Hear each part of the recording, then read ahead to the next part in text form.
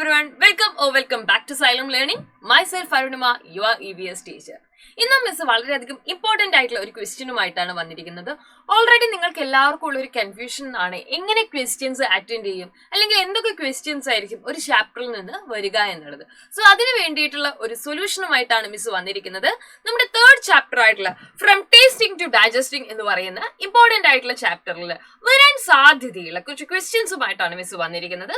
First question തന്നെ ഒരു picture based question ആണ്. എന്താണ് ഇത് കാണുമ്പോൾ തന്നെ അറിയാം, ഒരു കുട്ടിയുടെ ടങ് പുറത്തേക്ക് ഇട്ട് നിൽക്കുന്ന ചിത്രമാണ്. ഇതിൽ നിന്ന് എന്താ ക്വസ്റ്റ്യൻ വന്നിരിക്കുന്നത് നോക്കിക്കേ. Which taste could be made out on which part of the tongue? Mark this part on the picture. അപ്പൊ പ്രധാനമായിട്ട് 3 പാർട്സ് ആണ് കൊടുത്തിരിക്കുന്നത്. ഒന്ന് ടങ്ങിന്റെ ഏറ്റവും അറ്റത്തേക്ക് വരുന്ന പാർട്ട്, പിന്നീട് 2 റേഞ്ച് ആയിട്ട് അല്ലെ 2 സൈഡിലുള്ള ഒരു പാർട്ട്, പിന്നീട് വരുന്നത് കുറച്ചുകൂടെ ഉള്ളോട്ടുള്ള ഒരു പാർട്ട്. ഇതാണ് നിങ്ങൾക്ക് ഇവിടെ കൊടുത്തിരിക്കുന്നത്. എന്നിട്ട് നമ്മളോട് ചോദിച്ചിരിക്കുകയാണ് ഏതൊക്കെ ടേസ്റ്റുകളാണ് ഈ ഒരു ഭാഗങ്ങളിൽ അടയാളപ്പെടുത്തുക എന്നുള്ളതാണ്. ഓൾറെഡി നമുക്കറിയാം ഡിഫറെന്റ് ടേസ്റ്റ് സെൻസ് ചെയ്യാനുള്ള ഒരു പവർ നമ്മുടെ ടെങ്കിനുണ്ട് അല്ലെ, നമ്മുടെ നാക്കിനുണ്ട്.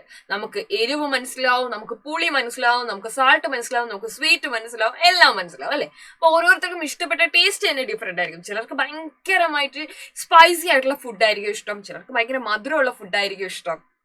അപ്പൊ നാവിന്റെ ഏത് പാർട്ടിൽ ആണ് ഇതിനെ സെൻസ് ചെയ്യാൻ പറ്റുന്ന സെൻസ് ആയിട്ടുള്ള ആളുകൾ ഉള്ളത് എന്നുള്ളത് നമുക്ക് നോക്കണം. Okay, yes, okay, clear. അപ്പൊ നോക്കിക്കോ, ആൻസേഴ്സ് ആണ് ഇവിടെ കൊടുത്തിരിക്കുന്നത്.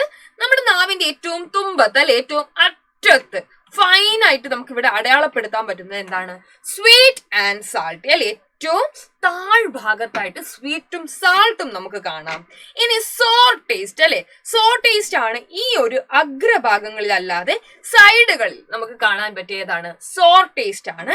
ഏറ്റവും ഉൾവശത്തായിട്ട് നമുക്ക് ഏത് ടേസ്റ്റ് കാണാൻ പറ്റും? ബിറ്റർ അല്ലെ. നമുക്ക് ഇഷ്ടമില്ലാത്ത, പലർക്കും ഇഷ്ടമില്ലാത്തൊരു ടേസ്റ്റ് ആണ് ബിറ്റർ എന്ന് പറയുന്നത്. അപ്പൊ അത് നാടിന്റെ ഏറ്റവും ഉൾഭാഗത്ത് മധ്യഭാഗത്തായിട്ടാണ് കാണപ്പെടുന്നതെന്ന് നിങ്ങൾ എന്ത് ചെയ്യുക, ഓർത്ത് വെക്കുക. ക്ലിയർ ആണോ? ഇനി നെക്സ്റ്റ് ക്വസ്റ്റ്യൻ നോക്കാം. ടേസ്റ്റുമായിട്ട് ബന്ധപ്പെട്ട തന്നെ ഒരു ക്വസ്റ്റ്യൻ ആണ്. If someone asks you to describe the taste of amala or cucumber, you might find it difficult അല്ലെ. നമുക്ക് ഈ കുക്കുംബറിനൊക്കെ ടേസ്റ്റ് എന്താന്ന് ചോദിക്കുമ്പോൾ we feel some difficult. But how could you describe the taste of this tomato, onions, knob, garlic? Think of the words that you know or wake up your own words to describe the taste അല്ലെ. ഇതിനെ എങ്ങനെ express ചെയ്യാൻ പറ്റും, ഈ ടേസ്റ്റിനെ നമുക്ക് എങ്ങനെ express ചെയ്യാം എന്നാണ് ചോദിച്ചിരിക്കുന്നത്. സോ ലെറ്റ്സ് ആസ്ക് അല്ലെ, എങ്ങനെ നമുക്ക് ഇതിനെ ഒന്ന് ടാക്കിൾ ചെയ്തെടുക്കാം.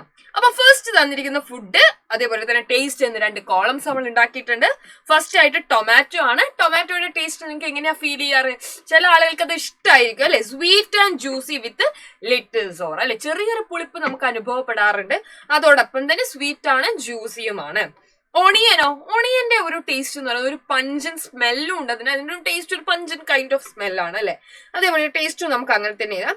സ്നോഫ് എന്ന് പറഞ്ഞു കഴിഞ്ഞാൽ അല്ലെ, sweet with a good smell അല്ലെ. സ്നോഫിന് എന്താണ്, നല്ല സ്മെല്ലായിരിക്കും ഉണ്ടാവുക. ഗാർലിക്കോ, ഗാർലിക് ആണെങ്കിൽ bitter with a pungent smell. Bitter ആണ്, അതിനൊരു പഞ്ചൻ സ്മെല്ലും ഉണ്ടായിരിക്കും. അപ്പൊ ഇങ്ങനെയുള്ള ക്വസ്റ്റ്യൻസ് ഒക്കെ നമുക്ക് എന്ത് ചെയ്യാം, വേണമെങ്കിൽ അല്ലെ ക്വസ്റ്റ്യൻസ് നമുക്ക് എക്സ്പെക്ട് ചെയ്യാം എന്നുള്ളത് നിങ്ങൾക്ക് പറഞ്ഞു തരാൻ വേണ്ടിയിട്ടുള്ള ഒരു കുട്ടി വീഡിയോ ആയിട്ടാണ് മിസ് വന്നിരിക്കുന്നത്. അപ്പൊ എന്റെ എല്ലാ കുട്ടികൾക്കും ഇന്നത്തെ വീഡിയോ ക്ലിയർ ആൻഡ് യൂസ്ഫുൾ ആണെന്ന് വിശ്വസിക്കുന്നു. നെക്സ്റ്റ് ഡേ നമുക്ക് വീണ്ടും കാണാം. And then bye bye, see U.